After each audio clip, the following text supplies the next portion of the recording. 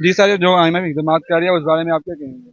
Sir मेरा जो opinion है, जो आईएमएफ मतलब आई है पाकिस्तान में, उन्होंने जो इकदाम किए हैं उसमें मेन उनका मुद्दा ये है कि आप जो अमीरों के ऊपर जो लग्जरी आइटम्स हैं इस लिहाज से वो टैक्स वगैरह लगाएं, मगर गरीबों को जो है ना वो सब्सिडीज दें, ठीक है।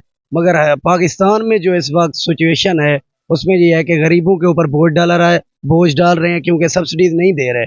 वो वैसे ही मतलब जो अमीरों को दे रहे हैं, ये जो हमारे सियासतदान बैठे हैं लाइक, तो उनका मुद्दा ये है, वो कहते हैं अमीरों के ऊपर लग्जरी आइटम पे टैक्स लगाएं, अमीरों के लिए वो करें, मगर ये गरीब ही पिसता चला जा रहा है।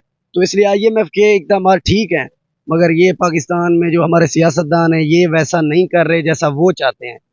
तो मुझे जहाँ तक लगता है कि इमरान खान को आना चाहिए, क्योंकि इमरान खान के दौर में अगर आप देखें, जो ऑलमोस्ट 2020 में जो थी हमारी अनएम्प्लॉयमेंट थी, वो ऑलमोस्ट थी कोई 4.5 थी, अब चली गई है 6.5 के ऊपर अनएम्प्लॉयमेंट, ठीक है।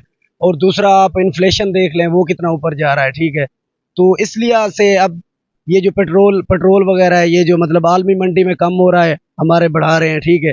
तो इस चीज़ का भी देखना चाहिए, मगर ये नहीं कर रहे। इमरान खान जनरल इलेक्शन होंगे, क्योंकि पहले जो है ये जो ये जो क्या कहते हैं इलेक्शन वाले जो है, ये जब आपस में इकट्ठे होंगे जैसे लाइक, तो तब भी जाके कोई महंगाई वगैरह कम नहीं, होगी। इमरान खान साहब तो पहले भी आए थे, 3.5 साल उन्होंने हुकूमत गुजारी है। तो उस बारे में आप क्या कहते हैं कि नहीं, जो मतलब इमरान खान ने वादे किए ना जिस तरीके से, लाइक उसके लिए तकरीबन 10 से 15 साल उसको चाहिए थे, जैसे उन्होंने नौकरियों का कहा या मुल्क को एक तरह से अच्छा खासा बनाने के लिए, तो उसके लिए इतना दौरान या 3 साढ़े 3 साल आई डोंट थिंक के काफ़ी है।